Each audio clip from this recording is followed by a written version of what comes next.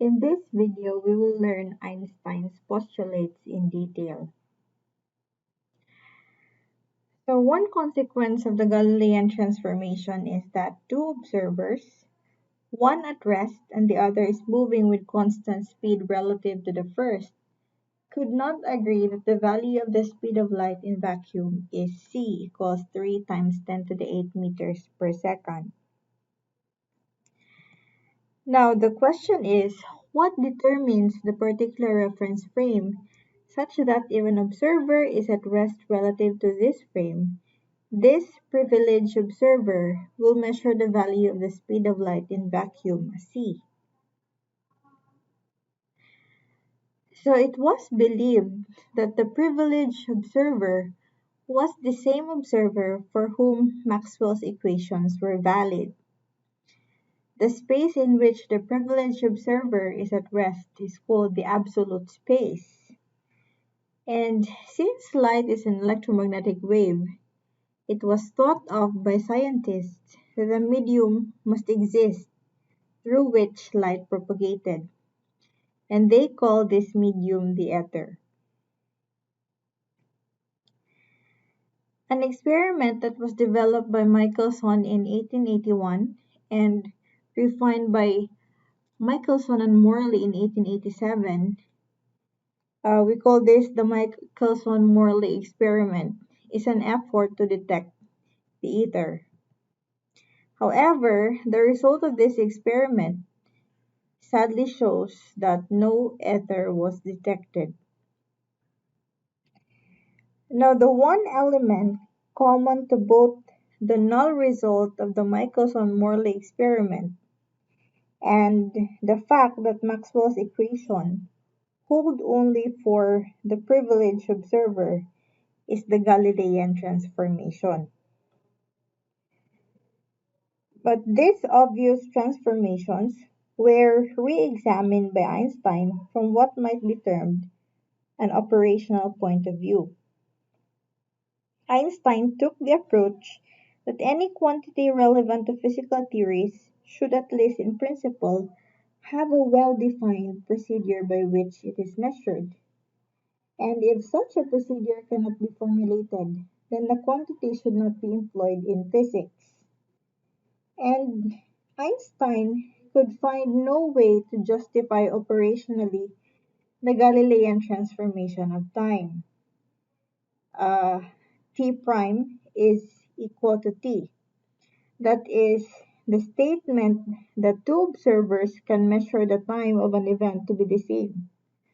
Consequently, the transformation t prime equals t, and with it, the rest of the Galilean transformation was rejected by Einstein.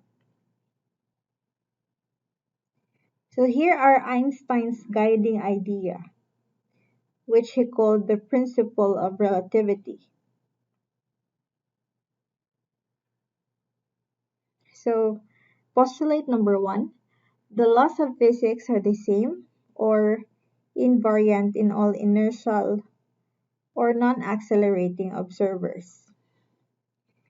And the second postulate states that the speed of light in vacuum is the same in all inertial frames of reference and is independent of the motion of the source.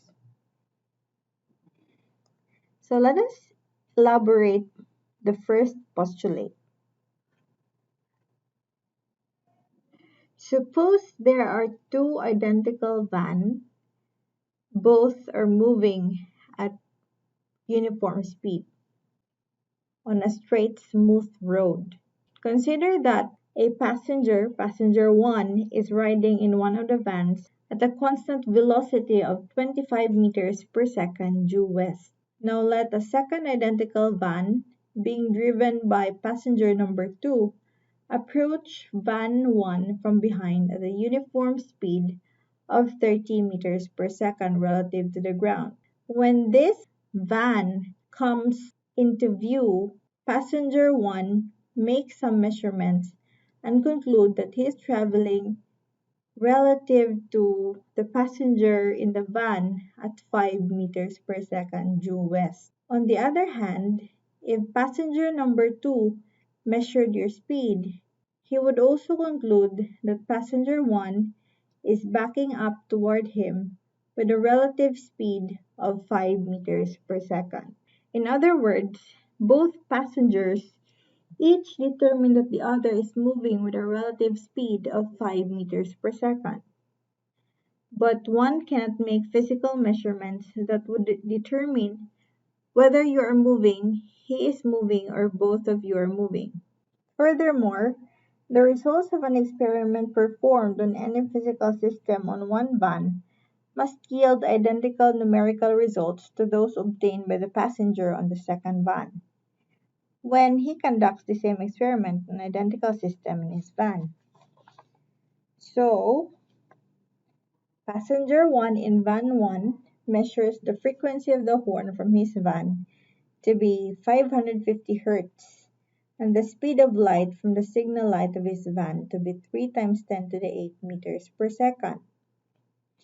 And likewise, passenger 2 in van number 2 measures the frequency of the horn from his van to be 550 Hz, and the speed of light from the signal light of his van to be 3 times 10 to the 8 meters per second also. Now, what about the situation where passenger 1 measures the frequency of sound produced by the horn in van 2, and passenger 2 measures the frequency of sound from van 1?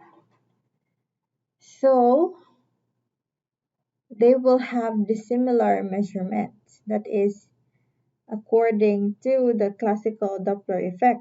Now, what about the situation where passenger 1 measures the speed of light from van 2's headlights, and passenger 2 measures the speed of light from van 1's taillight?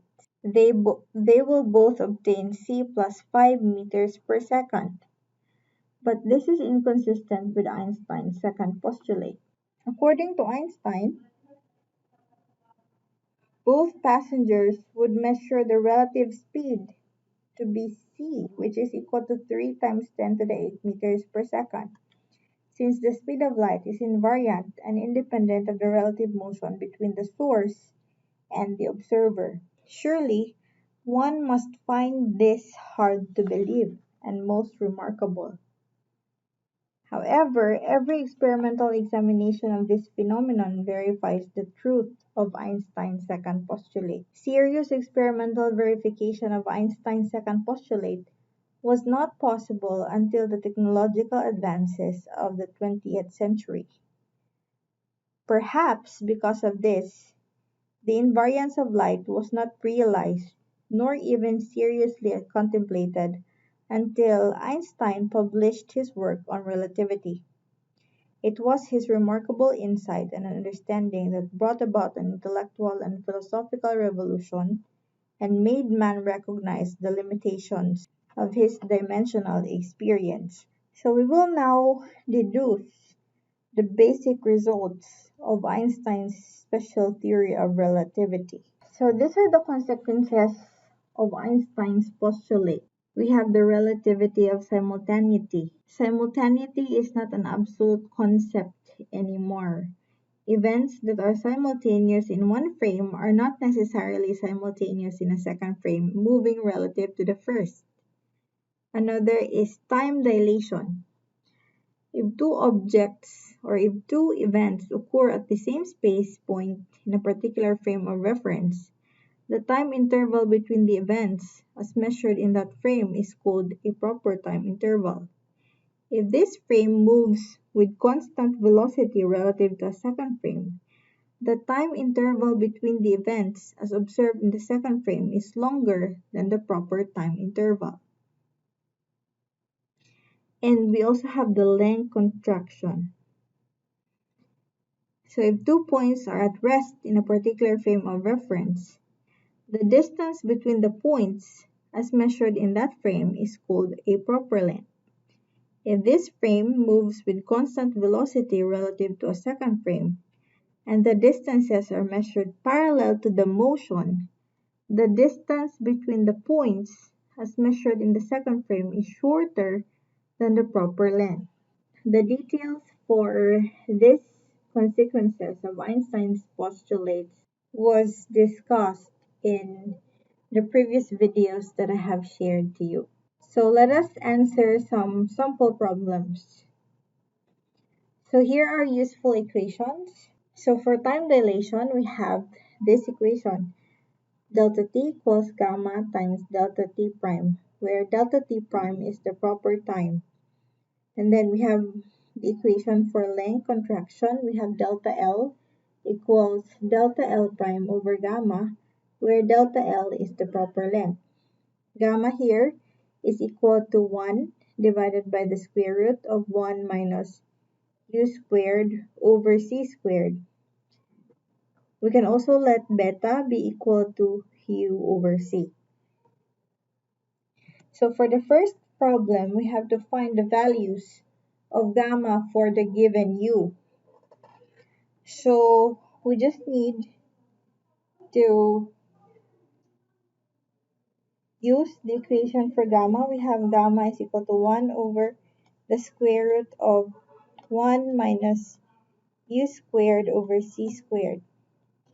And then we substitute the value for the first u. We have 1 minus, we have 0.84 raised to the 1/2 c squared divided by c squared. So we can cancel this out and we're left with 1 over the square root of 1 minus, we have 0.84 raised to the power of 1/2 square, that is 0.84. So this is equal to 1 over the square root of 0.16 or 1 divided by 0.4. So this is equal to 5/2. Okay, so this is for u equal to 0.84 raised to the power of 1/2 c. Next, solving for u equal to 0.6 c. We just need to use the equation for gamma. We have 1 minus 0.6 c over c square. This is equal to 1 over the square root of 1 minus, we can cancel this out, so we are left with 0.6 squared, that is 0.36. So we have 1 divided by the square root of 0.64. This is 1 over 0.8, which is equal to 5 over 4. And then for u equals 0.8 c, we just have to redo our calculation. This time the value for u is 0.8 c, so we have minus 0.8 squared, since your c in the numerator and c in the denominator will cancel out. So we have 1 over the square root of 1 minus 0.8 squared is 0.64. This is equal to 1 over the square root of 0.36, which is equal to 1 over 0.6. And we have 5/3. And then lastly, calculating for gamma with u equals 0.866 c, we have gamma is equal to 1 over the square root of 1 minus 0.866 squared. This is equal to square root of 1 minus 0.75. We have 1 over the square root of 0.25. So we have 1 over 0.5, or this is. Notice that all the values of gamma are greater than 1. So for the second problem, we have to express gamma as a series using the binomial expansion. So gamma, which is equal to 1 over the square root of 1 minus beta squared, where beta equals u over c, can be written as we have 1 minus beta squared raised to the power of negative 1/2. So for a binomial of this form, we have 1 minus x raised to the power of minus n. This can be expanded into this form, 1 plus nx plus n times n plus 1 divided by 2 factorial x squared plus n times n plus 1 multiplied by n plus 2 over 3 factorial x cubed plus dot dot dot to infinity. Okay, so in here we have 1 minus beta squared raised to the power of minus 1/2, where our n here is 1/2, and then our x is beta squared. So we have 1 plus our n, which is 1/2, times our x, which is beta squared, plus 1/2 multiplied by 1/2 plus 1 over 2 factorial, that is 2 times 1 x squared, that is beta squared squared, plus 1/2 times 1/2 plus 1 times 1/2 plus 2 divided by 3 factorial, that is 3 times 2 times 1. We have beta squared cubed plus dot dot dot. Okay, so we have 1 plus 1/2 of beta squared, plus we have to evaluate this one. This is 3/2 times 1/2 divided by 2, so that is 3/8 beta to the fourth. So 3/8 beta to the fourth, plus we have this one, evaluate this one, we have 3/2 times 1/2 multiplied by 5/2 divided by 6. So that is equal to 5 over 16 beta to the 6. Okay, so this is the binomial expansion for gamma. So for the next problem, we have two inertial systems that are receding from one another at a uniform speed of 0.6 c. And in one system, a sprinter runs 200 meters in 20 seconds, according to his stopwatch. If the path of the sprinter is perpendicular to the axis of relative motion between the two systems, how far did the sprinter run and how long did it take him according to observers in the other inertial system? Okay, so suppose the two systems are moving. So this one, we have here an inertial frame of reference. This is the x-axis.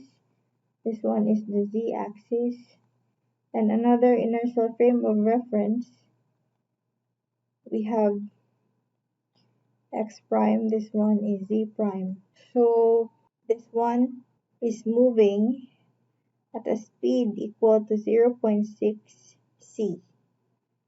So in one of the systems, so the sprinter runs 200 meters in 20 seconds. The path of the sprinter is perpendicular to the axis of relative motion. So for example, at z, the sprinter runs 200 meters. Now, since the motion is along the x, or the motion of the systems is along the x, then delta z prime, the observer will also measure the same value for delta z prime.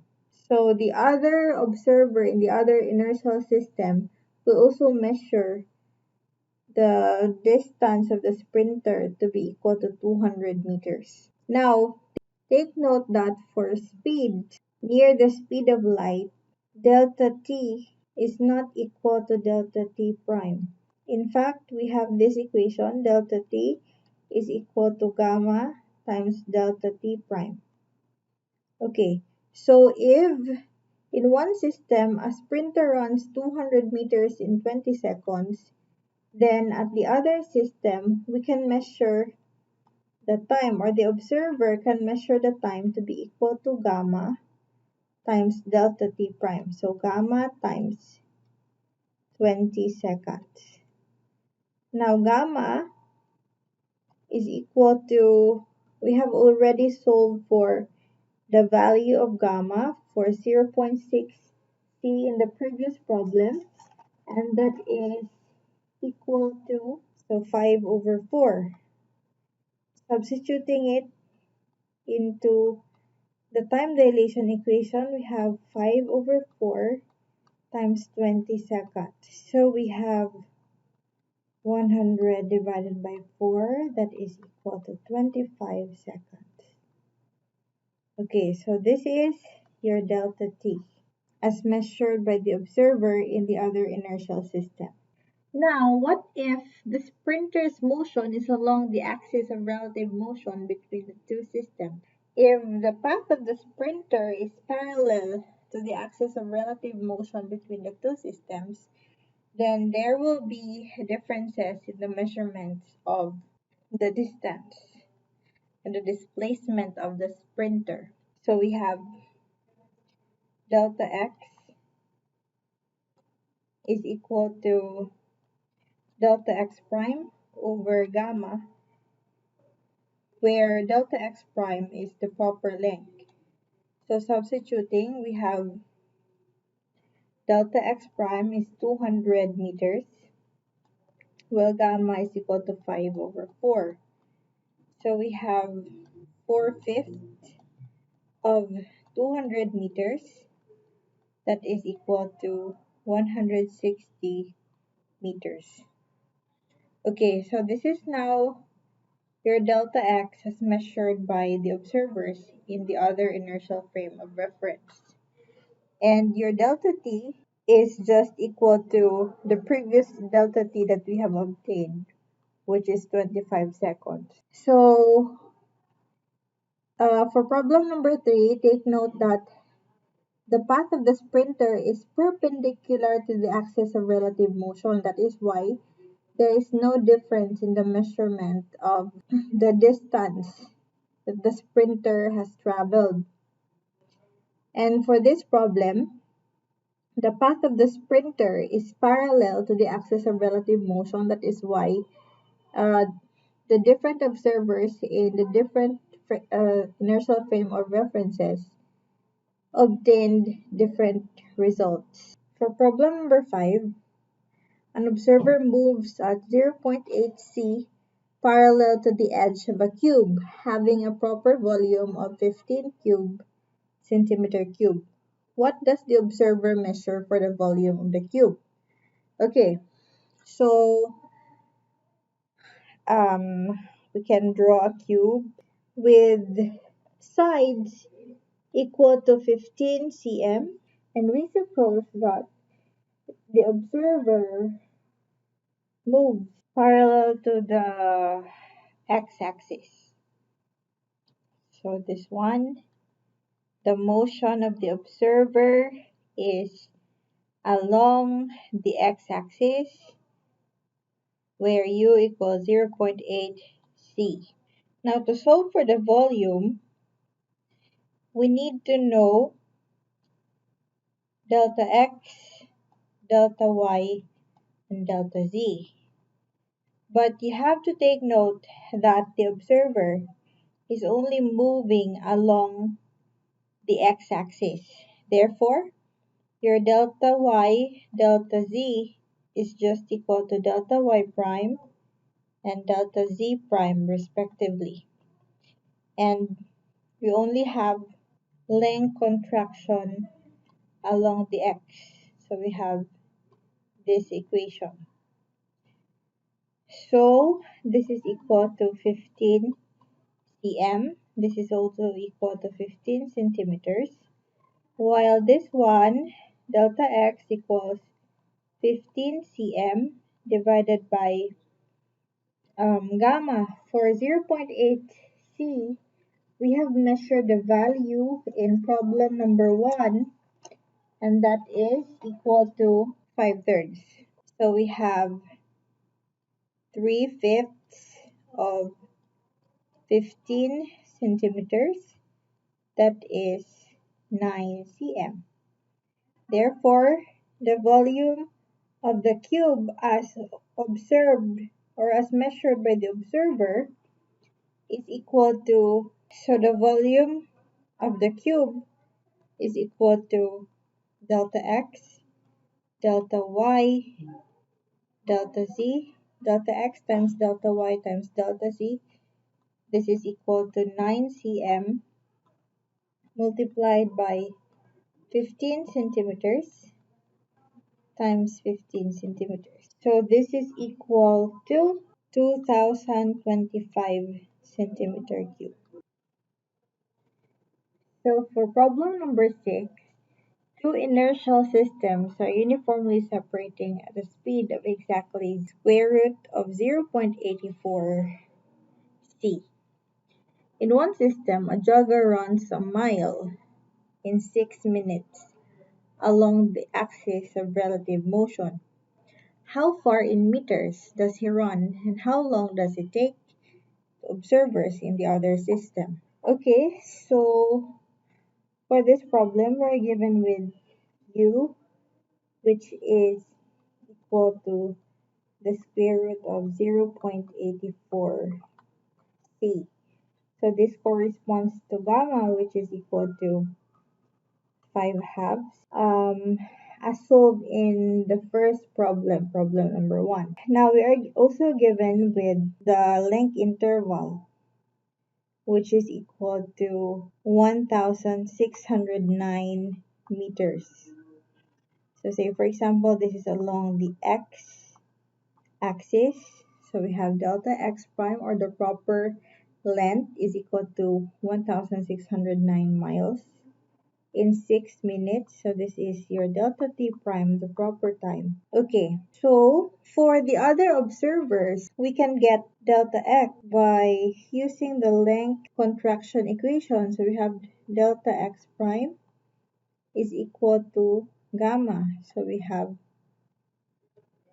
1,609 meters over gamma, which is 5/2.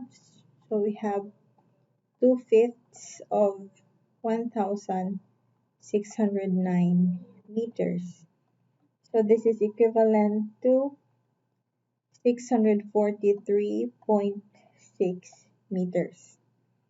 So this is according to the measurements made by the observers in the other system. While your delta t is equal to gamma multiplied by the proper time.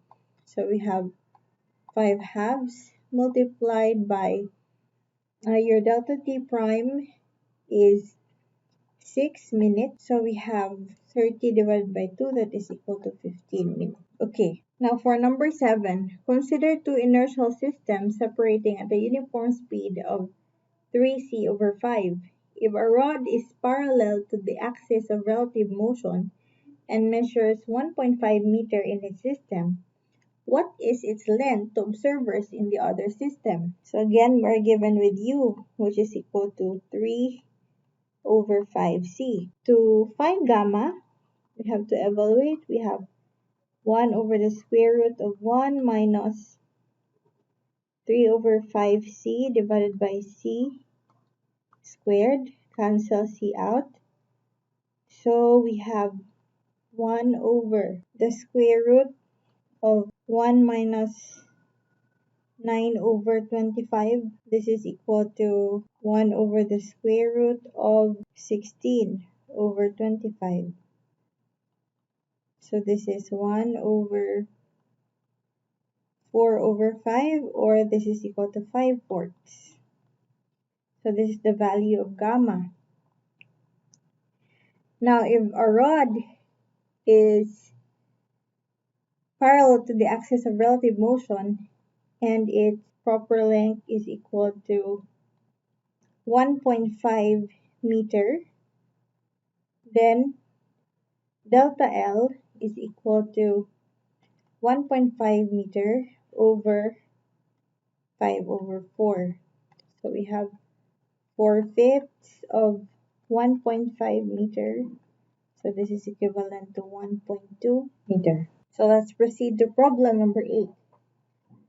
The proper mean lifetime of pi mesons with a speed of 0.9 c is 2.6 times 10 to the minus 8 seconds. Compute their average lifetime as measured in a laboratory and the average distance they would travel before decaying. Okay, so for this problem, we are given with the proper mean lifetime of pi mesons.